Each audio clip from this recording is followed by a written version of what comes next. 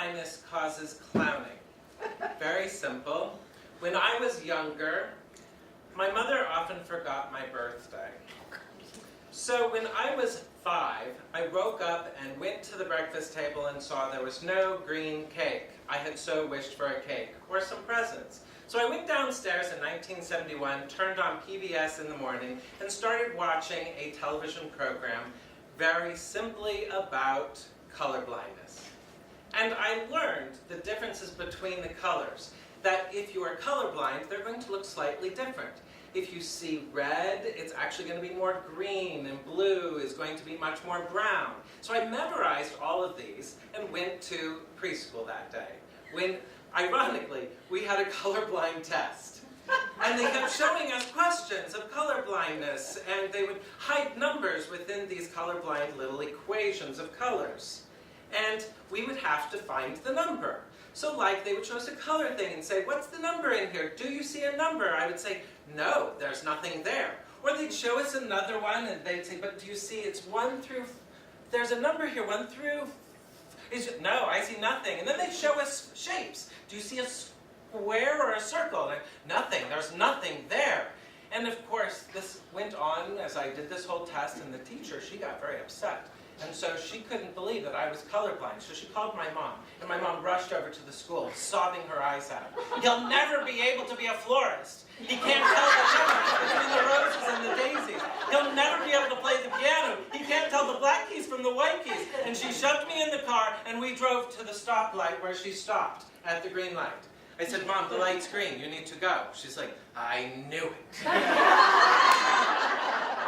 And she dragged me by my neck, sat me back down in the chair, and retested me. What number do you see here? I was like, nothing. There's a 15. She's like, what number do you see here? I'm like, I think there's a 5. And we passed the test, and I proved I'm not colorblind. My mom said, why did you do this? Why did you act like you were colorblind? I said, because I want to be disabled. Why do you want to be disabled? Well, Mom, then you'll pay attention to me. I pay attention to you. I said, no, you forgot my birthday again. She's like, it's not your birthday. And the teacher said, it is. It's his birthday. And my mom promised me that day that she would never forget my birthday. And to do so, she said, we'll always have a big party on your birthday. So she went to clown school. She went to the Barnum Bailey Clown College, and she became a professional clown. That's a great way to celebrate your son's birthday. And 3 months later, she then came back after learning to clown, and we celebrated her clowning success. And we looked at all of her clown stuff. And to a kid under 5 who was deathly afraid of clowns, I don't think this was the best idea possible. So then in October, she went into the bathroom to get ready, and I kept knocking on the door. Mom, come on, what are you doing? She's like, just you wait, we're going to celebrate your birthday. I brought you a surprise. And out came alley-oop. And I ran into the bathroom screaming, who the hell is this? Where's my mom? I want my mom back. And she's like, your mom's not here. It's only alley-oop. And I was definitely afraid of clowns, but she thought this was fun. She did every day on the first day of school as alley-oop, and a bunch of her clown friends, like Ku Klux Klan, the African-American that dressed up. Or there was Jerry Rig, the really fat woman who jerry-rigged all these things that hung around her. Or then this other friend who had all of her children with all these things. And she did this every year until my mother had colon cancer.